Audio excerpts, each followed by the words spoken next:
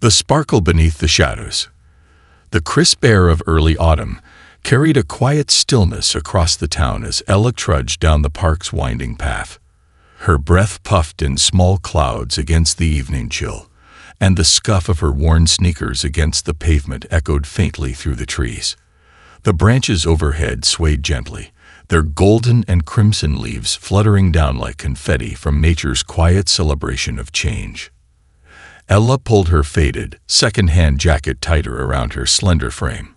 The fraying cuffs and patched elbows bore witness to years of wear, just like Ella herself, who had weathered 16 years of hardship without complaint.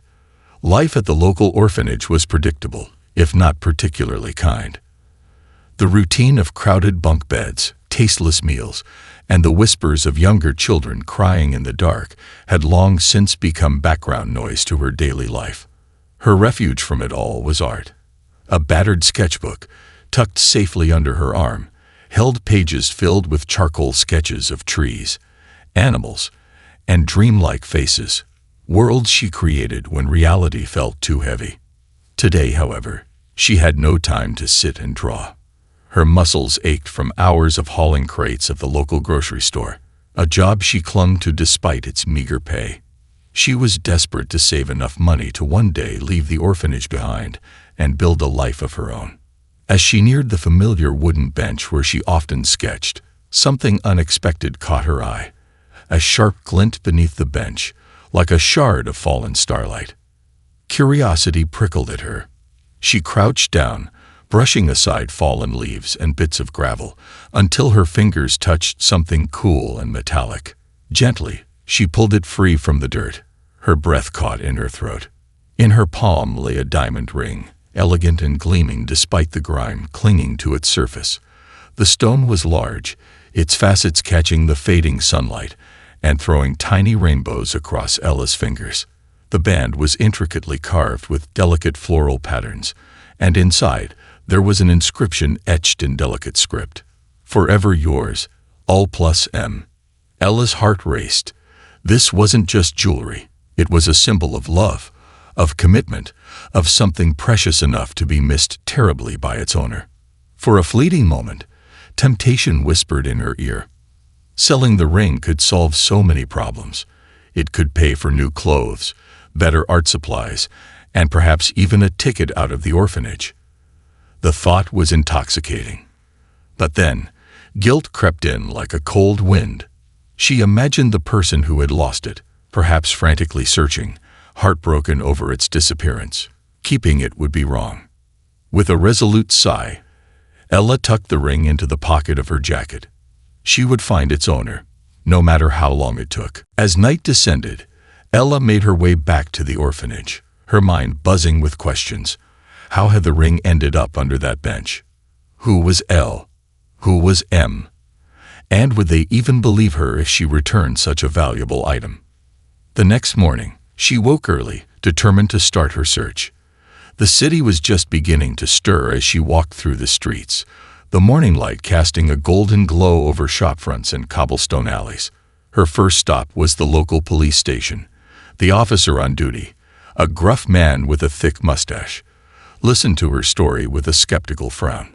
"You're telling me you just found a diamond ring and decided to turn it in?" he asked, leaning back in his creaky chair. Ella nodded firmly. "Yes, sir. It's not mine to keep." The officer scratched his chin. "Well, I'll be honest. Most folks wouldn't do what you're doing. We'll log it as lost property. If no one claims it in 30 days, it's yours." Ella's heart sank. Waiting a whole month felt like an eternity, and there was no guarantee the rightful owner would even check with the police. Can I borrow it back sometimes?" she asked hesitantly. "I want to try finding the owner myself." The officer gave her a long, appraising look. "That's highly irregular. But, sure, just make sure you bring it back each time." Relieved, Ella left the station with renewed determination. She sketched a detailed image of the ring in her notebook, capturing every intricate detail of its craftsmanship. Then she made photocopies of the drawing and wrote beneath it, "Found. Diamond ring. Please contact Ella at Grover Street Orphanage. She posted the flyers around town, on lampposts, bulletin boards, and shop windows. Days passed without a single call. Ella began to wonder if the ring's owner had long since moved away, or worse, if they had passed on, leaving the ring as a forgotten relic of a bygone love. Then one afternoon, as she stood by the park bench where she had found the ring, a voice broke through her thoughts. "Excuse me, miss. That drawing. May I see it?"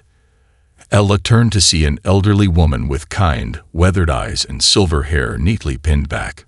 She held one of the flyers in her hand, her fingers trembling slightly. "Yes, of course," Ella said, showing the woman her sketchbook. The woman's breath hitched. "That ring. It looks just like Margaret Langston's wedding ring.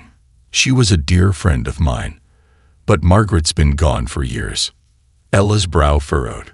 "Do you know if her family still lives in town?" The woman nodded slowly.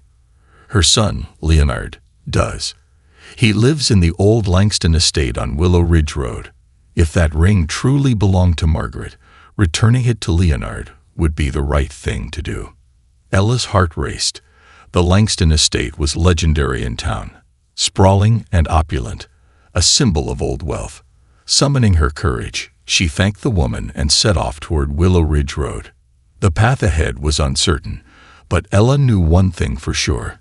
This ring had a story, and she was determined to see it through to the end. The road to truth. The Langston estate loomed like a relic from another time, a grand but weary reminder of old wealth and faded grandeur. Its wrought iron gates, tangled with ivy, stood closed against the outside world. Stone gargoyles perched atop the gateposts, their chipped faces locked in eternal scowls.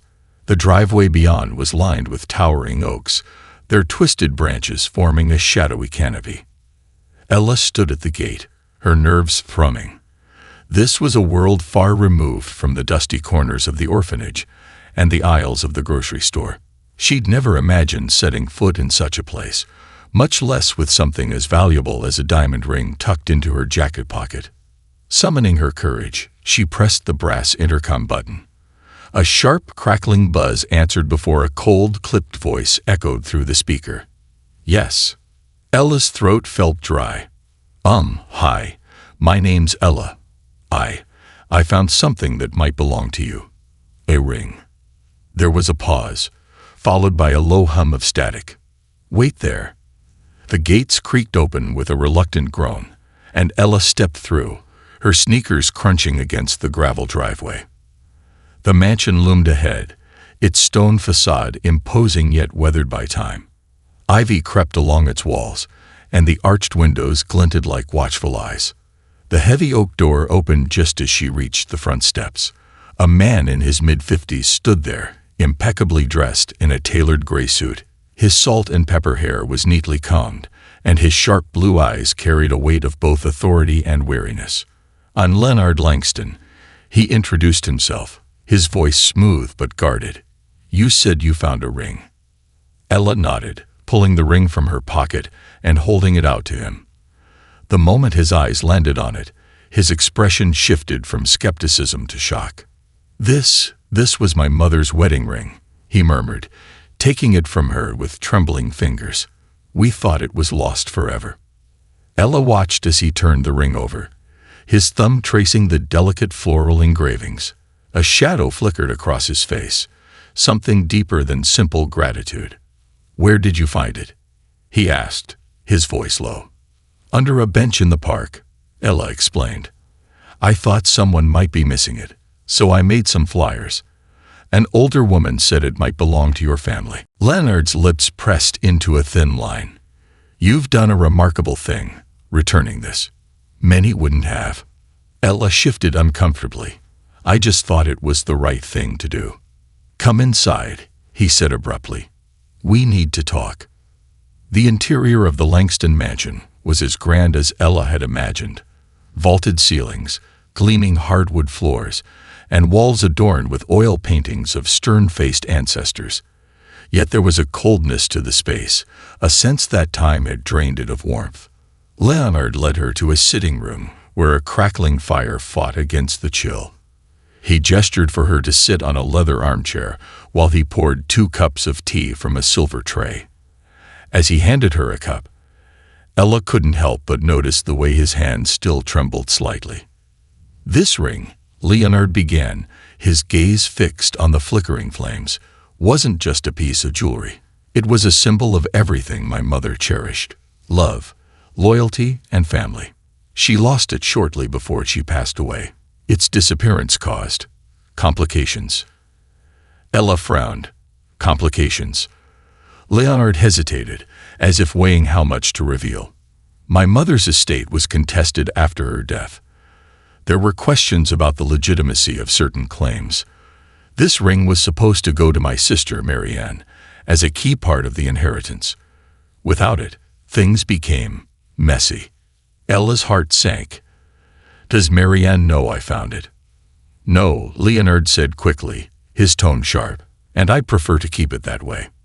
Ella's brows knitted in confusion. "But isn't it rightfully hers?"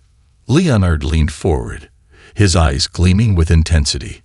"Listen, Ella. You've done me a great service by bringing this ring back. I can make it worth your while. How does $5,000 sound?" Ella's breath caught. $5,000 was more money than she had ever imagined holding in her hands. It could change everything: new clothes, better art supplies, maybe even a chance to escape the orphanage. But something about Leonard's offer felt wrong.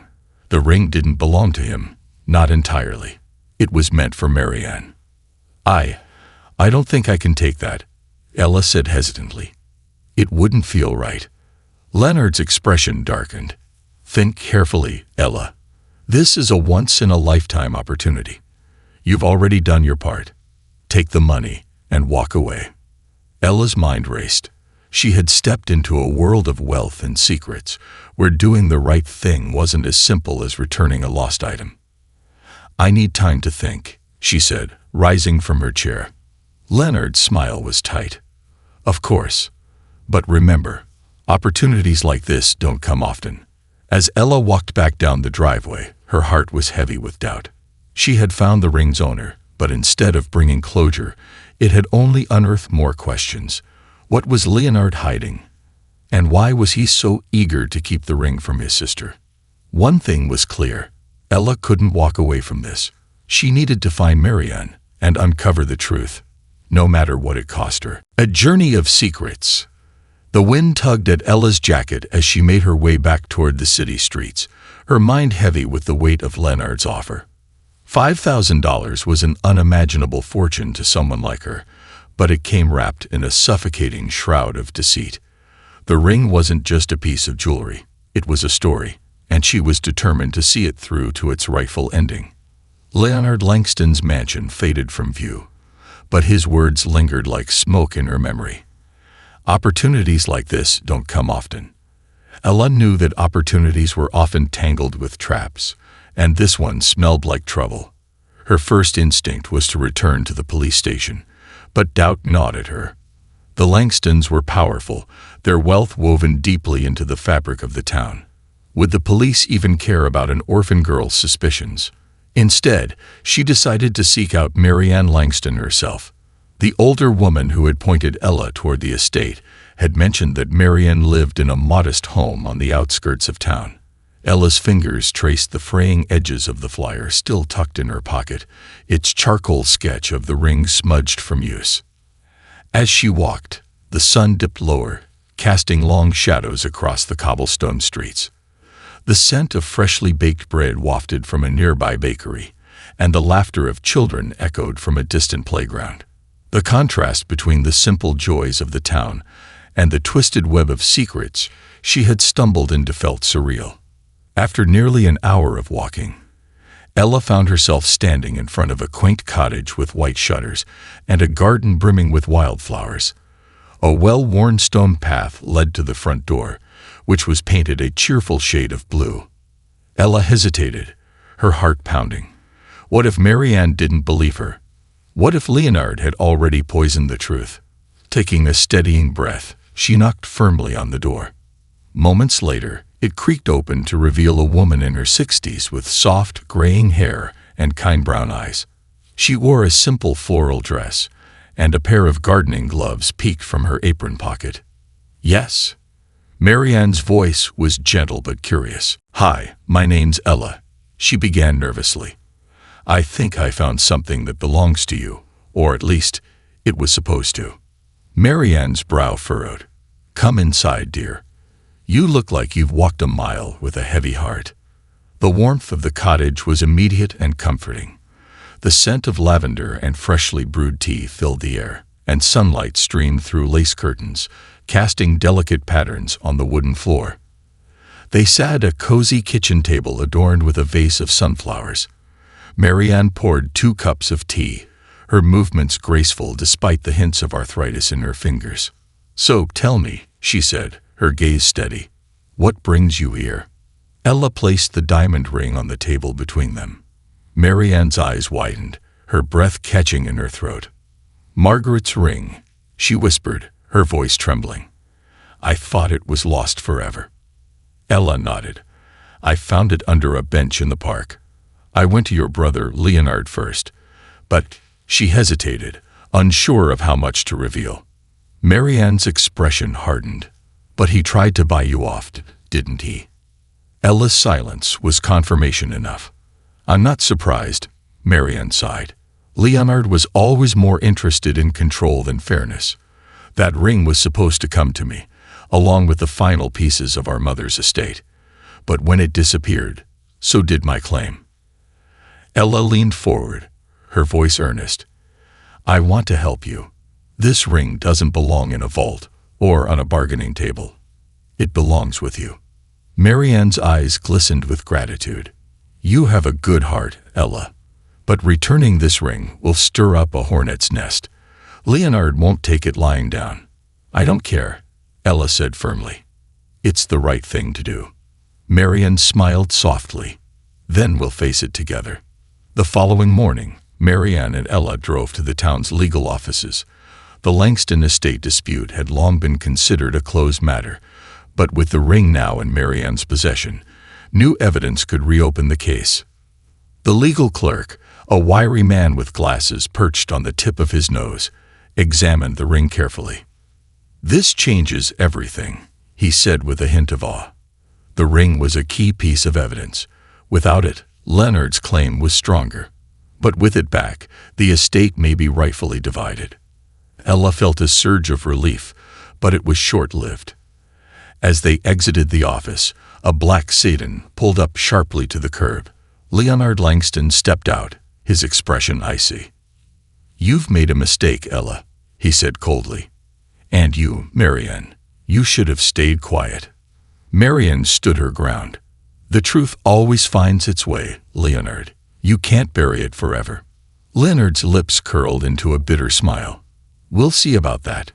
Ella's pulse quickened, but she refused to back down. "I won't let you bully us," she said boldly. Leonard's gaze flickered with something darker, an unspoken warning. "Be careful, girl. Sometimes doing the right thing comes at a cost." Marianne placed a protective hand on Ella's shoulder. "And sometimes it sets you free." Back at the cottage, the weight of the confrontation lingered in the air. But Ella knew they had taken the first step toward justice. Marianne brewed another pot of tea, her hand steadier now. "You've changed my life, Ella," she said softly, "and I suspect you're about to change your own." Ella smiled, the warmth of hope blooming in her chest. For the first time in years, she felt like she was part of something bigger than herself. A journey not just toward truth, but toward a future where courage and kindness could truly make a difference. Shadows of deception. The cottage seemed quieter than usual, as though holding its breath after the confrontation with Leonard Langston. The wildflowers in Marianne's garden swayed gently in the breeze, their colors vivid against the pale stone path. Ella sat by the window, her fingers tracing idle patterns on the fogged glass, her thoughts tangled in worry. Marianne, ever composed despite the turbulence, placed a tray of steaming cups on the table. The scent of chamomile wafted through the room. "Tea solves many problems, dear," she said warmly, though the concern in her eyes betrayed her calm demeanor. Ella forced a smile. Not sure tea can fix Leonard Langston. Marianne chuckled softly. No, but courage can, and you've got plenty of that. Their brief moment of peace was interrupted by a sharp knock on the door. Both women exchanged wary glances. Ella's heart raced as she remembered Leonard's ominous words. Be careful, girl. Marianne moved to answer the door, her steps measured but firm. Standing on the doorstep was a man in a tailored suit, his expression coolly professional. His slicked back hair and leather briefcase screamed high-powered attorney. Good afternoon, he greeted smoothly. I'm Samuel Blake, representing Mr. Leonard Langston. Marianne crossed her arms. You can tell Leonard we're not interested in any of his threats. Blake's smile didn't waver. This isn't a threat, Mrs. Langston. It's a legal notice. He handed her a thick envelope sealed with a wax crest. Ella's stomach knotted as Marianne took the envelope, her fingers tightening around it. What's this about? Ella demanded. Blake's gaze flickered to her, appraising and dismissive. Let's just say Mr. Langston is prepared to contest the sudden reappearance of a conveniently lost ring. He has concerns about its authenticity and chain of custody. That's absurd. Ella burst out. It's his mother's ring. You can see the engravings. Blake adjusted his tie. Unbothered. I'm sure the courts will find that very interesting. Marianne's voice was steady but steely. Tell Leonard we'll see him in court if that's what he wants. But he won't win. Blake inclined his head. Good day, ladies. As he walked back to his car, Ella felt a surge of frustration. This is crazy. How can he just deny the truth like that? Marianne sighed, closing the door firmly. Because Leonard's always played dirty, Ella. But we have something he doesn't. The truth. And we're going to fight with it. The following days were a blur of legal consultations and document preparations. Marianne's modest savings were stretched thin as they hired a lawyer willing to take on the powerful Langston family. Ella spent hours researching estate laws at the local library, determined to contribute however she could. One evening, as she pored over faded newspaper clippings, a headline caught her eye. Margaret Langston, philanthropist's legacy shrouded in mystery. The article detailed Margaret's charitable works, but hinted at discord within the Langston family. Beneath the polished exterior of wealth and influence, there had been whispers of hidden scandals and bitter rivalries. Ella's gaze sharpened as she read further. One passage stood out. Margaret's insistence on transparency in the handling of her estate led to tensions, particularly with her eldest son, Leonard. A flicker of realization sparked in Ella's mind. What if Leonard hadn't just wanted control over the estate? What if he was hiding something deeper? She rushed back to the cottage, breathless with excitement.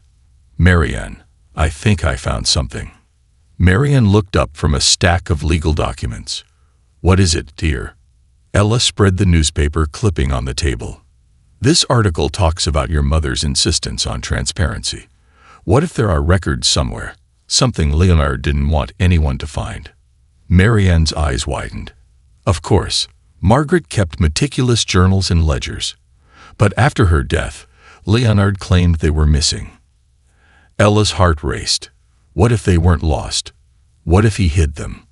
Marianne's expression hardened. Then it's time we find them. The next morning, they returned to the Langston estate under the guise of retrieving personal belongings Marianne had left behind. Leonard was conveniently absent, leaving only a few disinterested staff members milling about. Marianne led Ella through the grand halls, her footsteps resolute. The study was always where Margaret kept her most important papers, she whispered. They entered a vast room lined with bookshelves that stretched to the ceiling. Dust motes danced in the golden light streaming through stained glass windows. A massive oak desk dominated the center of the room. Ella's fingers trembled as she searched through drawers filled with neatly arranged stationery and ledgers. Nothing here, she muttered. Marianne's gaze swept the room. There was a safe, she said thoughtfully, behind the portrait of my grandfather.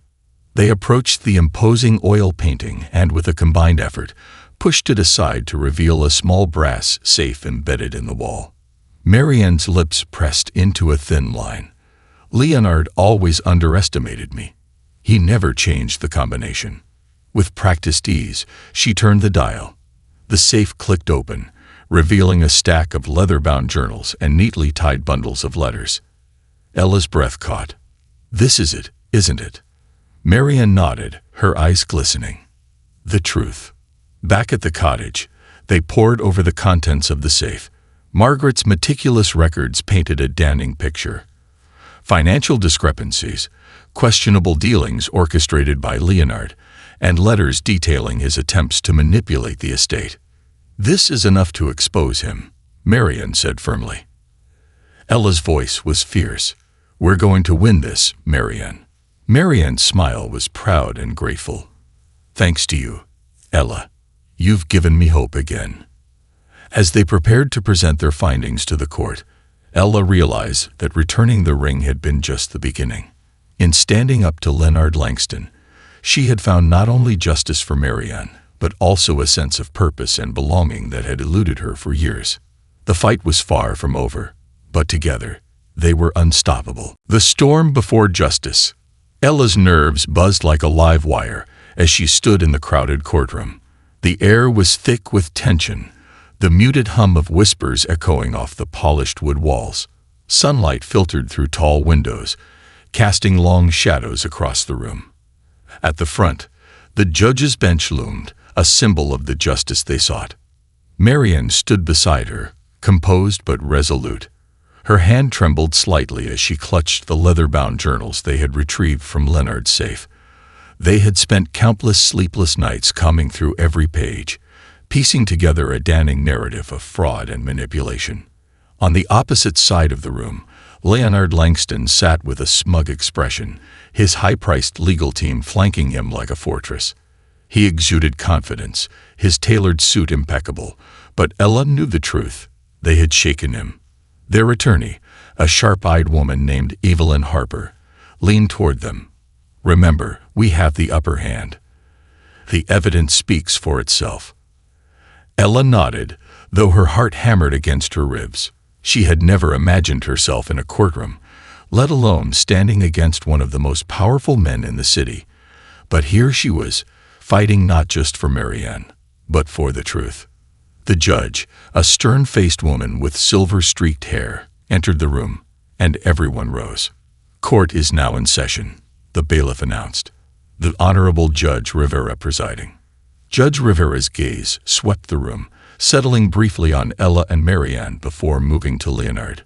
"Let's proceed," she said firmly. Leonard's lead attorney, Samuel Blake, stood first. "Your Honor, this entire case is built on the dubious claims of two individuals with a vested interest in discrediting my client. The ring in question conveniently reappeared after years of being missing, and its authenticity is highly suspect." Ella clenched her fists. The audacity of his lies was infuriating. Evelyn rose gracefully. "Your Honor, we will prove not only the authenticity of the ring, but also the deliberate concealment of key estate documents by Mr. Langston. These documents, recovered from a safe in his residence, reveal a pattern of fraud and deception." She held up one of Margaret Langston's journals. "This is Margaret Langston's handwriting, meticulously detailing her estate wishes and financial records. The evidence will show that Mr. Langston deliberately hid these documents to gain control of the estate." A murmur rippled through the courtroom. Leonard's smug expression faltered for a fraction of a second. Judge Rivera's eyes narrowed. "Proceed." As the trial unfolded, Ella listened intently as experts testified to the authenticity of the ring and the journals. Handwriting analysts confirmed Margaret's penmanship, and financial experts detailed the discrepancies in the estate's accounts. Marianne's testimony was heartfelt and unwavering.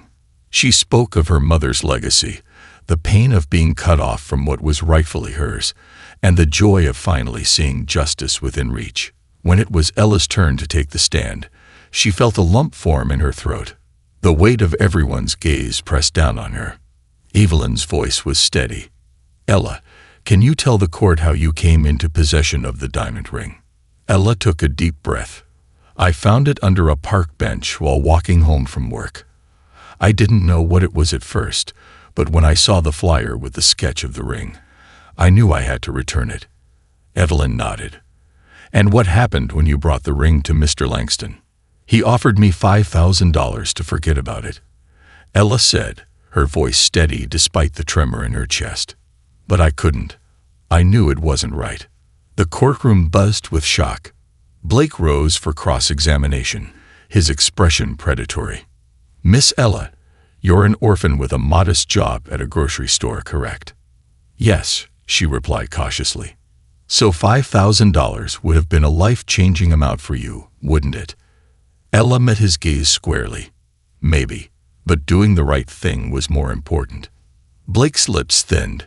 And yet you involved yourself in a family matter that has nothing to do with you. It had everything to do with me when I found that ring. Ella shot back. I wasn't going to let the truth stay buried. Judge Rivera's gavel rapped sharply. That's enough, Mr. Blake. As the trial drew to a close, tension hung thick in the air.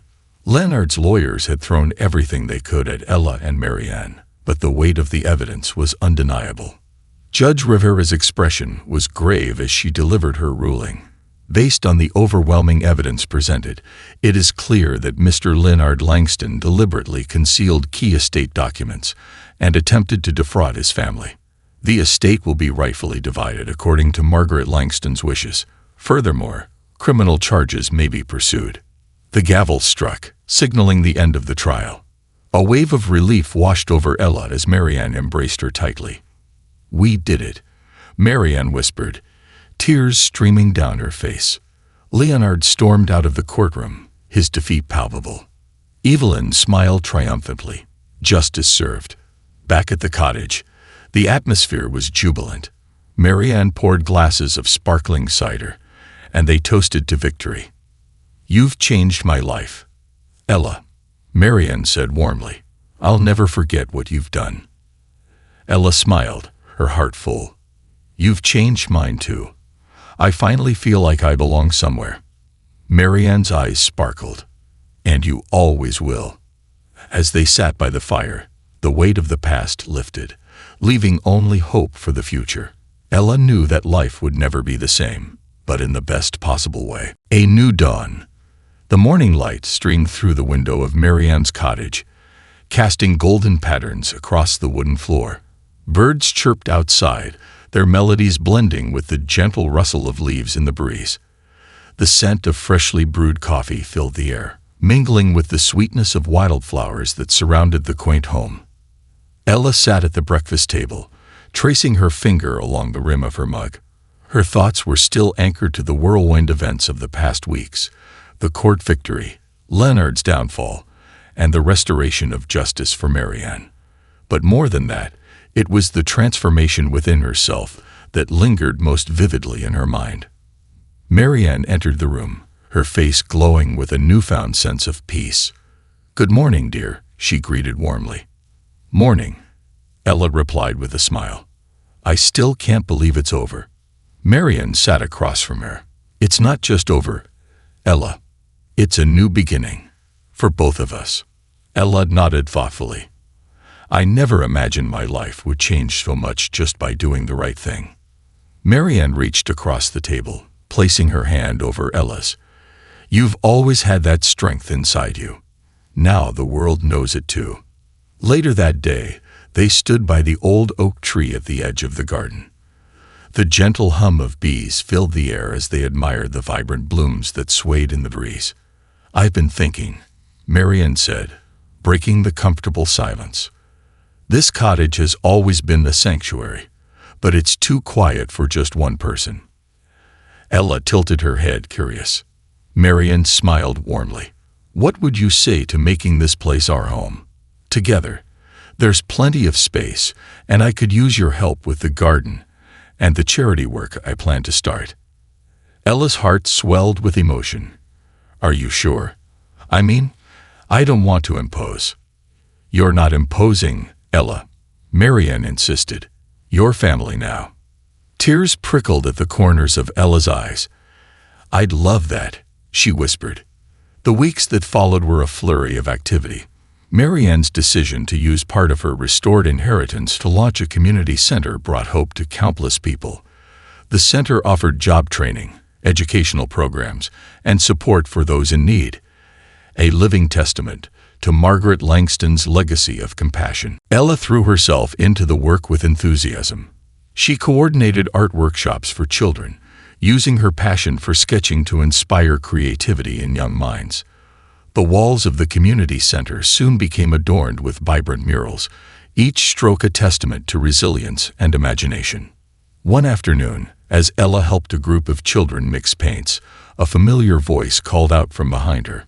"You've got quite the knack for this," said Evelyn Harper, the formidable attorney who had helped them win the case. Ella grinned. "Evelyn, what brings you here?" Evelyn shrugged, her smile genuine. "Just checking in. I wanted to see the magic you two have created." "Well, it's been a team effort," Ella said modestly. Evelyn's gaze softened. "You know, I've been following your journey, and I have a proposition for you." Ella's brow furrowed. "A proposition?" "I have a friend who runs a prestigious art program in the city," Evelyn explained. "They're always looking for talented individuals who can mentor young artists and bring fresh ideas to the table. I think you'd be perfect for it." Ella's breath caught. "Me? But I'm just—" "Don't sell yourself short," Evelyn interrupted. "You have a gift, Ella. And more importantly, you have heart. That's what makes the difference." That evening, Ella shared the news with Marianne as they sat by the fire, sipping tea. "You should go," Marianne encouraged. "This is an incredible opportunity." Ella bit her lip. "But what about the community center? And you?" Marianne's smile was unwavering. "We'll be fine. Besides, this is your chance to shine, Ella. You've spent your life putting others first. It's time to chase your own dreams." Ella's chest tightened with gratitude. "Thank you, Marianne, for everything." "You've earned this, dear," Marianne said softly. "Now go make us proud." The city buzzed with energy as Ella stepped off the train, her suitcase in hand. The towering buildings and bustling streets were a far cry from the peaceful cottage she had come to love, but excitement thrummed through her veins. The art program was housed in a sleek modern building filled with natural light and the scent of fresh paint. Ella's heart raced as she introduced herself to the program director, a kind-eyed woman named Lydia. "We've heard great things about you," Lydia said warmly. "Welcome to the team." Ella's first day was a whirlwind of introductions and creative brainstorming. As she guided a group of young artists through their projects, she felt a sense of fulfillment unlike anything she had ever known. One afternoon, as she sketched by the window, lost in thought, a young girl approached her. "Miss Ella, can you show me how to draw like that?" the girl asked shyly. Ella smiled, her heart full. "Of course. But remember, your art is unique because it's yours. Don't be afraid to make it your own." The girl's eyes lit up. "Thank you." As Ella watched the girl return to her easel, she realized that life had come full circle. The simple act of returning a diamond ring had set in motion a journey of courage, truth, and self-discovery. She had found not only justice for Marianne, but also a family, a purpose, and a future filled with endless possibilities. Ella's heart swelled with gratitude as she gazed out at the city skyline. The past no longer haunted her. It had shaped her into the person she was always meant to be. And she knew, without a doubt, that this was just the beginning.